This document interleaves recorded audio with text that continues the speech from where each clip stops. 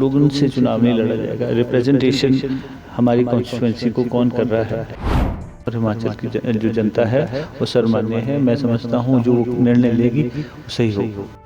लोकसभा चुनाव को लेकर बिगुल बच चुका है। भाजपा ने जहां अपने चारों तरफ के इक्के हिमाचल प्रदेश में उतार दिए हैं, वहीं कांग्रेस ने बीते कल शिमला लोकसभा सीट और मंडी लोकसभा सीट से अपने प्रत्याशियों के नाम की घोषणा की है। शिमला लोकसभा सीट से 6 बार के सांसद रहे केडी सुल्तानपुर जी के बेटे, वर्तमान में कसौली के विधायक विनोद सुल्तानपुर जी को टिकट दिया गया है। हमारे साथ बातचीत करने के लिए विनोद सुल्तानपुर जी। सर, प्राथमिकताओं की अगर बात करेंगे तो किस तरह की प्राथमिकता रहेगी और किस तरह देखते हैं चुनावी मैदान में पहली बार सांसद के रूप में प्रत्याशी में उतर के आना? मैं धन्यवाद करना चाहता हूं हमारी हाईकमांड का, जिन्होंने मुझे इस काबिल समझा, और जो हमारी हाईकमांड है उन्होंने एक सर्वे के तहत ये निर्णय लिया है। तो जिन्होंने ये सर्वे किया उनका भी धन्यवाद।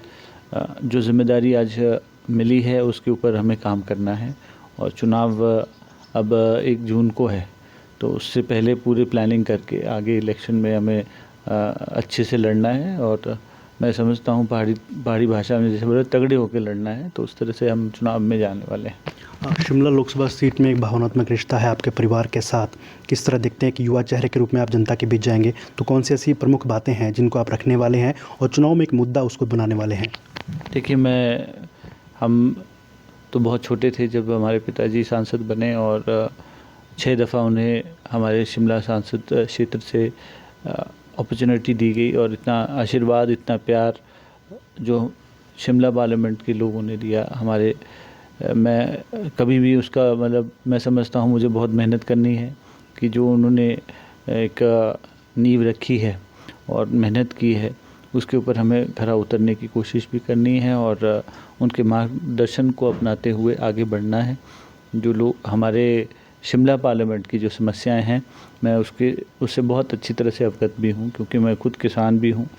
हमारी नेचुरली यहाँ पे आर्थिकी हॉर्टिकल्चर बेस्ड है, और हॉर्टिकल्चर के ऊपर हम किस तरह से काम कर सकते हैं, हमारी ट्रांसपोर्टेशन सिस्टम जैसे मेट्रो के तहत हम लाए, इस तरह की चीज़ें हमें सोचनी है, और नए विचारों से अपनी रिप्रेजेंटेशन को पार्लियामेंट में बताना है। आप हाल ही में धर्मपुर में एक एक्सीडेंट हुआ जिसमें 5 लोग रौंद दिए गए।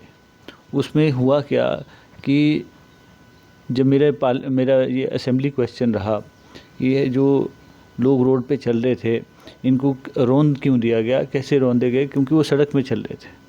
और जब ये प्रश्न मैंने विधानसभा में डाला, तो जब डीपीआर का जब हमें पता चला कि डीपीआर में ये प्रोविज़न ही नहीं रखा गया कि एक फुटपाथ बने, तो मैं समझता हूँ इसमें रिप्रेजेंटेशन की कमी रही है, और ये चीज़ें ये बिना बोले एक रिप्रेजेंटेटिव को देखनी होती है। इसी तरह जब त्रासदी हुई उसमें भी हमारा कुछ इश्यूज़ थे जिसके बारे में कोई डिस्कशन ही नहीं हुआ। चाहे पार्लियामेंट में हमारी तरफ से एक शब्द तो मांग लिया होता कि हमारे हिमाचल के इतने बुरे हाल हैं, हमारे को कोई पैकेज दिया जाए, तो कोई सूद ना लेना, रिप्रेजेंटेशन ना देना, ये हमारे लिए कमी रही है। भाजपा का दावा है 4/4 हिमाचल में करने का और 4थी बार शिमला लोकसभा सीट जीतने का। दावे को किस तरह देख रहे हैं? मोदी लहर आपको लगता है इस बार 2019 के चुनाव में देखने को मिली, 2014 के, अब 2024 का है कुछ 2024 में इस तरह की लहर? देखिए, ये गिमिक्स होते हैं। इंडिया शाइनिंग भी एक तरह का एक स्लोगन था। स्लोगन से चुनाव नहीं लड़ा जाएगा। रिप्रेजेंटेशन हमारी कॉन्स्टिट्यूंसी को कौन कर रहा है, कैसे कर रहा है, और उनका क्या उसमें एफर्ट्स रहा है, तो मुझे लगता है उसके ऊपर लोग विचार करते हैं, और हिमाचल की जो जनता है वो सर्वमान्य है। मैं समझता हूँ जो निर्णय लेगी वो सही होगा। तो ये थे कसौली के विधायक और शिमला लोकसभा सीट से कांग्रेस के प्रत्याशी विनोद सुल्तानपुरी, जिनका साफ तौर पर कहना है कि मुद्दों पर चुनाव लड़ा जाएगा और जनता के बीच उन मुद्दों को लेकर जाएंगे जो आज तक पूरे नहीं हुए हैं। डेली पोस्ट पंजाब हरियाणा हिमाचल के लिए सोलन से योगेश शर्मा।